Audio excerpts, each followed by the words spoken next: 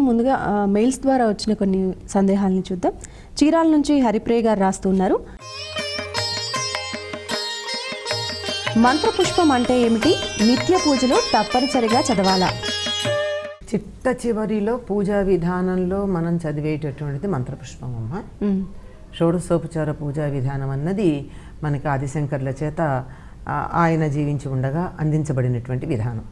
అంటే గృహస్థులందరూ ఈ 16 రకాలైనటువంటి ఉపచారాలు చేసి భగవంతుడిని అర్చించుకున్నట్టయితే ఏదో 64 124 ఉపచారాలు ఉన్నాయి అమ్మవారికి చేసేవి, అవన్నీ మనం అందరం చేయక్కర్లేదు. ఈ 16 చేస్తే ఇవి కూడా ఎట్లాంటివి అంటే, మన ఇంటికి ఎవరైనా మనం చాలా గౌరవించేటటువంటి అతిథి వచ్చినట్టయితే ఏ రకంగా వారిని మనం గౌరవించి మర్యాద చూపించి వాళ్ళ పట్ల మన ప్రవర్తన ఎట్లా ఉంటుందో, వాళ్ళకి ఏమేం చేస్తామో అవే క్రమంలో మనకు కనపడుతూ ఉంటాయి. చిట్ట చివరిలో ఉన్నటువంటిది ఏమిటి అంటే మంత్రపుష్పం. ఈ మంత్రపుష్పం కార్యక్రమంలో పాల్గొంటే చాలట మొత్తం పూజా విధానంలో పాల్గొని ఆది నుంచి అంతం దాకా పాల్గొన్న ఫలితం వస్తుందంటారు. అందుకే గ్రామాల్లో ఇప్పటికి కూడా రాత్రిపూట పూజ అయిన తరువాత మంత్రపుష్పం సమయానికి గ్రామంలో ఉన్న వాళ్ళందరూ దేవాలయానికి వెడతారు. అంటే ఆ మంత్రపుష్పంలో పాల్గొని అక్కడ ఆ పువ్వులు అక్కడ ఇచ్చి వేసేసినట్టయితే మొత్తం అంతా ఫలితం ఉంటుంది అని అంతటి ప్రాధాన్యం సంతరించుకున్నటువంటిది మంత్రపుష్పం. ఏదో దైవాన్ని ముందర ధ్యానం చేస్తాం, వీళ్ళు వస్తే బాగుండు అనుకుంటాం, ఆవాహన వచ్చాక రండి అంటాం, కూర్చోబెడతాం, ఆసనం వేస్తాం, కాళ్ళు కడుక్కునేందుకు, మొహం కడుక్కునేందుకు, చేతులు కడుక్కునేటందుకు, స్నానానికి వస్త్రం ఇత్యాదులన్నీ ఇచ్చి నైవేద్యం అన్నీ అయిన తర్వాత నిజంగా మనం ఆ వ్యక్తి పట్ల అత్యధికమైనటువంటి గౌరవం ఉన్న వాళ్ళమైతే నేను నీ వాడినండి ఏం చెయ్యాలి అని అడుగుతాం. ఇది మనకి భాగవతంలో సుదాముడు అనబడేటటువంటి మాలాకారుడు చేశాడు. తన ఇంటికి వచ్చినటువంటి బలరామకృష్ణులకి అర్చన చేసి, అర్చన అంటే మనం అనుకున్న అర్చన కాదండి, ఆయన వాళ్ళకి చందనం ఇచ్చాడట, ఆ తర్వాత పుష్పమాలికలు ఇచ్చాడు. ఇది ఇంటికి వచ్చిన వాళ్ళని మనం మర్యాద చేసే పద్ధతి. ఈ రెండూ లేవి ఈ కాలంలో మనకి. అవన్నీ ఇచ్చిన తర్వాత బంట పనులయ్యవి చెప్పరే అన్నాడు. నేను మీకు బంటుని, మీకేమన్నా పని ఉంటే చెప్పండి నేను చేస్తాను అన్నాడు. అంటే తనని తాను సమర్పించుకున్నాడు అనమాట. ఆ పూలు మాలలు కట్టేవాడు కదా, తనని పుష్పంలాగా ఆయనకి సమర్పించుకున్నాడు. ఆ విధంగా ఇంత సేవ చేసిన తర్వాత దైవానికి మనని మనం సమర్పించుకునేటటువంటి కార్యక్రమం ఈ మంత్రపుష్పం. నా ప్రాణం ఎక్కడుంటుంది? హృదయంలో ఉంటుంది.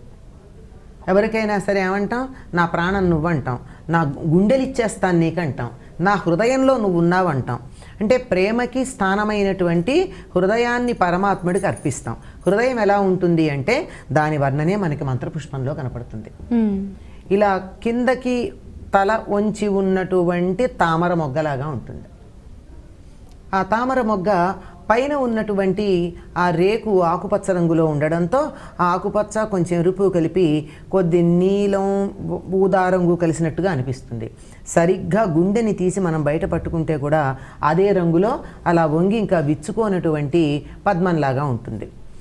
ఈ పద్మం మనకున్నటువంటి వివేకం వల్ల కానీ, భక్తి వల్ల కానీ, జ్ఞానం వల్ల కానీ, సాధన వల్ల కానీ మొగ్గగా ఉన్నటువంటి ఈ పద్మం విచ్చుకుంటే అందులో మన ఇష్టదైవం వచ్చి కూర్చోవడం జరుగుతుంది.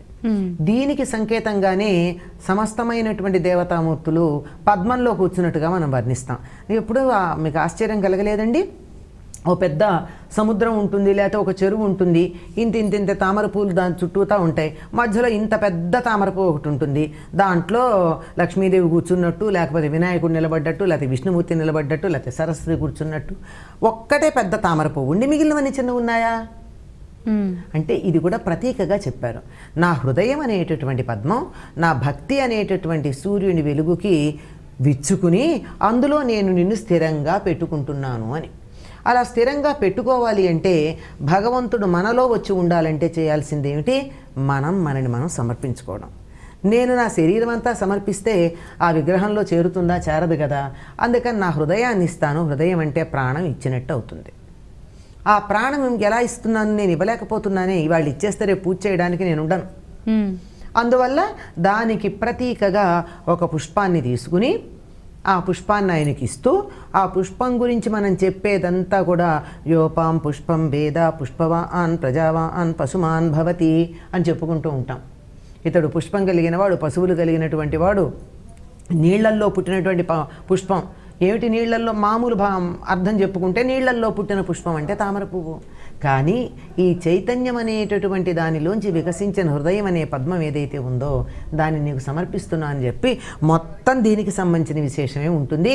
ఇంకా దాని వర్ణన చేస్తూ అధోనిష్ట్యా వితశ్చాంతే నాభ్యాముపరితిష్ఠతి జ్వాలమాలాకులం భాతి విశ్వస్యాయతనం మహతు అని చాలా చక్కగా చెప్తారు. అందులో ఏమిటంటే నాభ్యాం ఉపరితిష్టతి, నాభికి పైన ఉండి అధోనిష్ట్య ఇలా కిందకి వంగి ఉంటుంది. అలా చెప్పుకుంటూ పద్మకోశ ప్రతీకాశగం హృదయం చాప్యదోముఖం. పద్మకోశం అంటే తామర పువ్వు యొక్క మొగ్గలాగా కిందకి తల ఉంచి ఉంటుంది అది అని. ఇంకా అందులో ప్రాణం ఎక్కడ కూడా ఉంటుందో చెప్తారు. జ్వాలమాలాకులం భాతి ఎంత ఉంటుందంటే దానిలో అంతా కూడా జ్వాలల యొక్క మాలలు, అగ్నికీలల మాలలు ఉన్నట్టుగా ఉంటుంది. దాని మధ్యలో నీవార సూకవత్తన్వి పీతాభా స్వత్యనూపమా. ఆ ప్రాణం ఎంత ఉంటుందంటే నీవార సూకవత్తన్వి. నీవార సూకం అంటే వరి ముళ్ళు అంటారు. వడ్ల గింజ మీద మొలక రావడానికి ఒక చిన్న పలుకు లాంటిది ఒకటి ఉంటుందండి. బియ్యపు రవ్వ కానీ ఇంకా అంతకన్నా సన్న బొంబాయి రవ్వ పలుకు అంత ఉంటుంది. అది ఉంటేనే వడ్ల గింజ మొలకెత్తుతుంది. అంత చిన్నదిగా ఉంటుంది. అంటే మనకు కనపడడానికి అర్థం అవ్వాలని అంత చెప్పారు కానీ ఇంకా అంతకన్నా చిన్నగా ఉంటుంది. ఎంత? అణుపమా, అణువుతో పోల్చదగినటువంటిది. అది అంతటిని కూడా పీతాభ అన్నిటినీ తాగేస్తున్నట్టుగా ఉంటుంది. అంటే ప్రాణమంతా అక్కడికి ఎడుతుంది, అక్కడి నుంచి మళ్ళీ అన్ని వైపులకి వెదజల్లబడుతూ ఉంటుంది.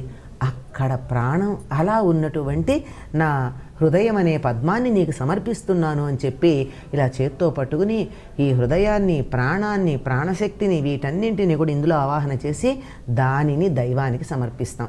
దీని అర్థం కనుక మనకి తెలిసినట్టయితే మంత్రపుష్పం ఇవ్వకుండా ఉండగలుగుతామా భగవంతుడికి?